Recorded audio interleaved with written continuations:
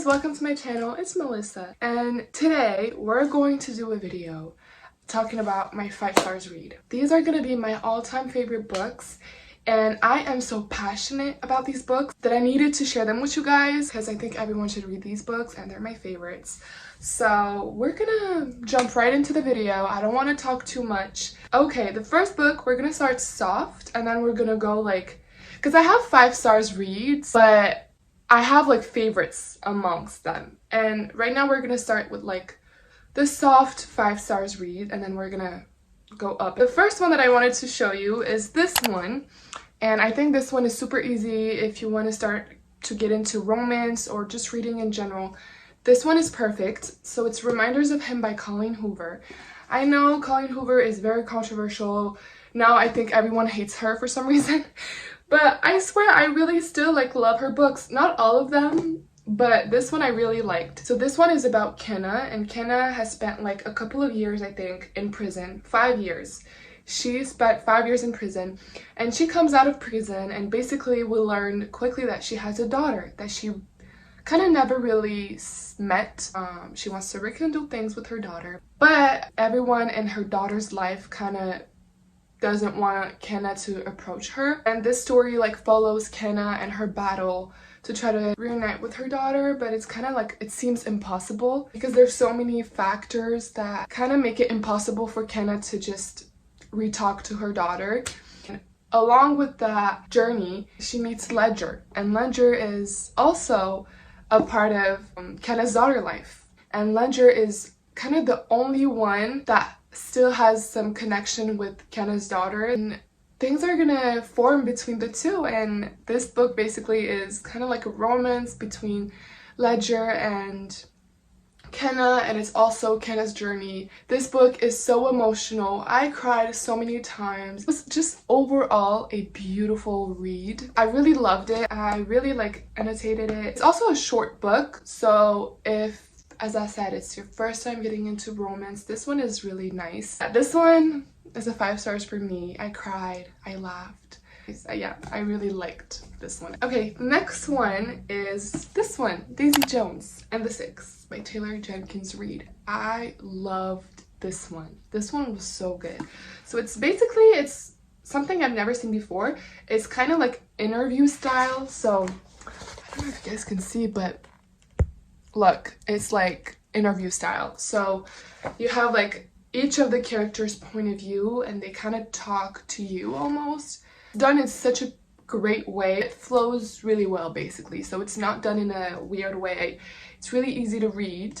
And this one is so good. It's about Daisy Jones, and she's a upcoming artist, and she meets, I think in the 70s, she meets the Six, which is a band. You basically see kind of all the eras and how the group formed and their highs and lows. It's so great. It touches so many subjects as well, like love, addiction, music, obviously. I had so much fun reading this one. It gave you such a the best feeling ever when I was reading this book. It was so great, so fun. Seeing how their group formed, how they created the first hit song. And after finishing this book, I was kind of left empty. I was oh, I kind of want to live in this book forever. So good. It was fun, but it was also very emotional. It really pulled all the emotions out of me. So that's why I give it 5 stars. Definitely check it out. I also don't want to give too much of the story to you guys when I show you these books, because I feel with 5 stars you really have to just dive into the book and see for yourself basically. Next one is this one. It's Call Me By Your Name by André Aciman. Now, I know this one is very controversial. No, there's a lot of controversy around this book, so definitely make sure to do your researches before reading this one. I feel this book was so good, and the only reason why I read this one was because of the movie, and the movie is one of my favorites. The movie gave me such a nostalgic feel, and I wanted to read something like that, so I read this one, and it was everything and more. The writing style is beautiful. The writing style is really beautiful. I think Oh my god, I annotated so many parts of this one. This writing is like almost lyrical, and it feels like you're reading like a poem. And if you don't know what Call Me By Your Name is about, because maybe you've never seen the movie, maybe you've never even heard of this, it's basically Elio.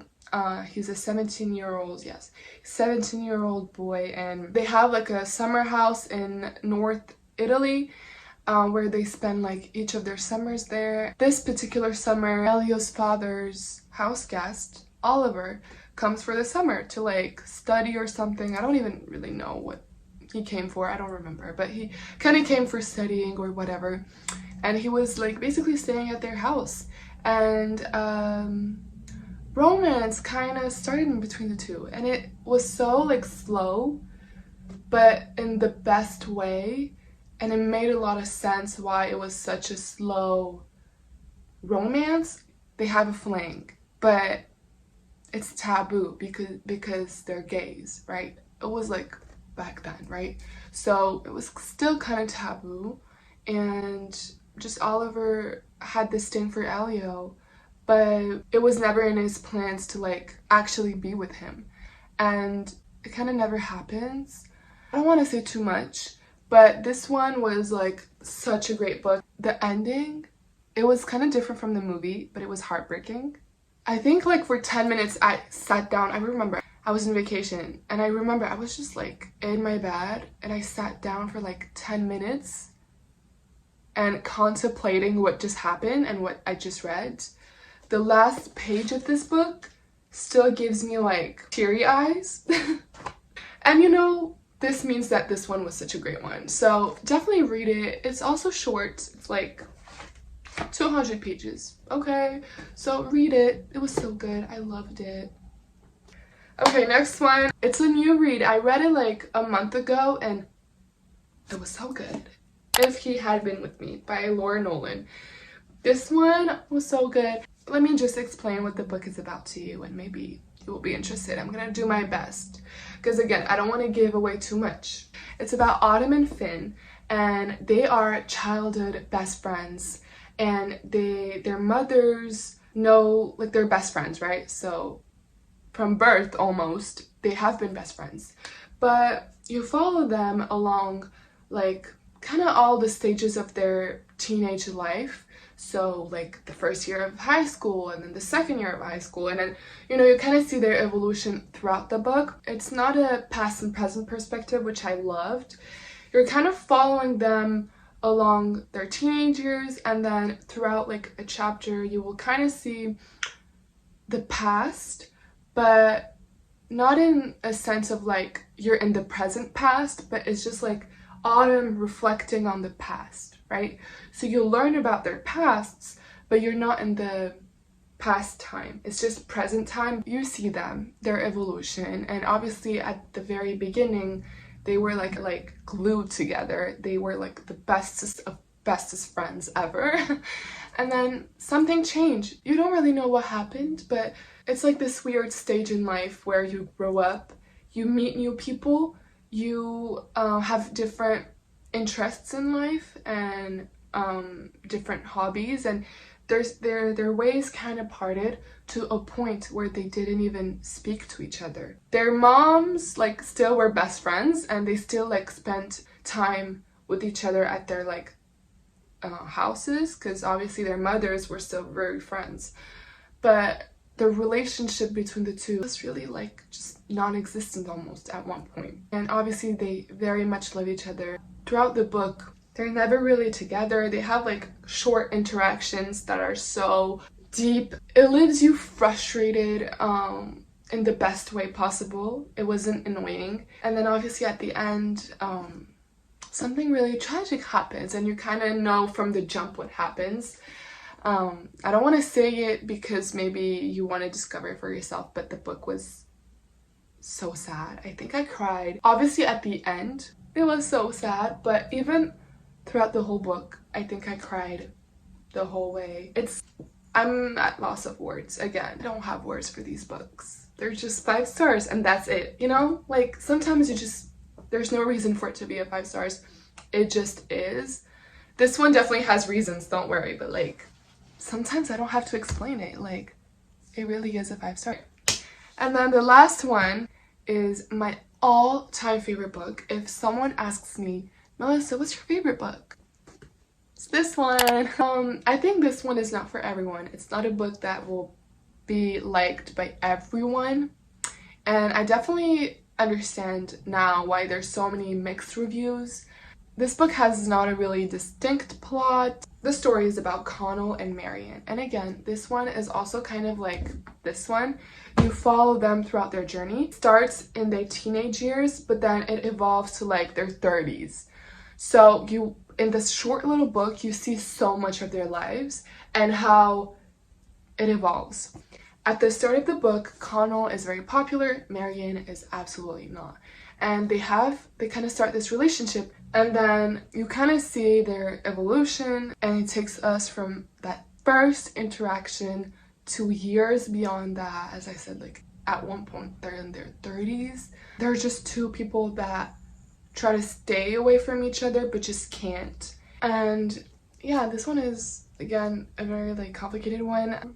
It really puts your emotions through like a roller coaster. I don't want to say too much. This one definitely, I cannot really say a lot because there's not much to say. But yeah, I also love how short it is. I love short books. I feel like the longer it is, sometimes it's so dragged out, and I feel like a book doesn't have to be extra long for it to be great. This one definitely is short and amazing. Again, I annotated so much of this book. This one, like, such a beautiful writing. This is not a romance. This is absolutely not a romance. Don't go into this one thinking it's a romance. It's not.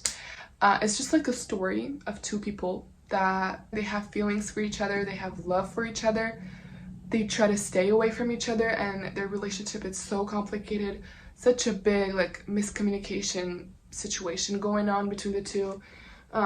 Yeah, they really have like a hard time communicating things, so it's frustrating. The ending was like heartbreaking. Also, I feel like for me, like if a book, like for a book to be a 5 stars, it has to be emotional in some type of way. Like if I cry reading a book, it means it's a great one. It means you know, I was invested. It means that I loved it. It means that, actually that's a lie. Actually, that's a really big lie. No. I feel like sometimes you can cry in books and not love it. Okay, that was a lie. But most of the time, I feel like if I cry for a book, it means that I'm like super invested, that I love it, and that I just, yeah. Okay. Alright, you guys, that was it. These were my 5 stars read. I hope you enjoyed. I know there's not much in this video. I only showed you guys 5 books. But if you want a part 2, I can definitely make one. I show you like my favorite romances. I have so many, so I can definitely do that video for you guys. Yeah, it was such a fun video to make. I hope you guys enjoyed it. I hope you guys found a new read. Make sure to give it a little like, comment, subscribe. You know the drill. If you want more book videos, tell me in the comments as well. I'm definitely gonna make more videos like this because I love books and I love talking about books. See you in the next video. Bye. Shawty catch a vibe, yeah, I had to put her on. Bought a 2-seater, yeah, we heading for the sun. Shawty got my high, I ain't tripping for the funds. Yeah, I won't start, I ain't tripping, I'm a stunt.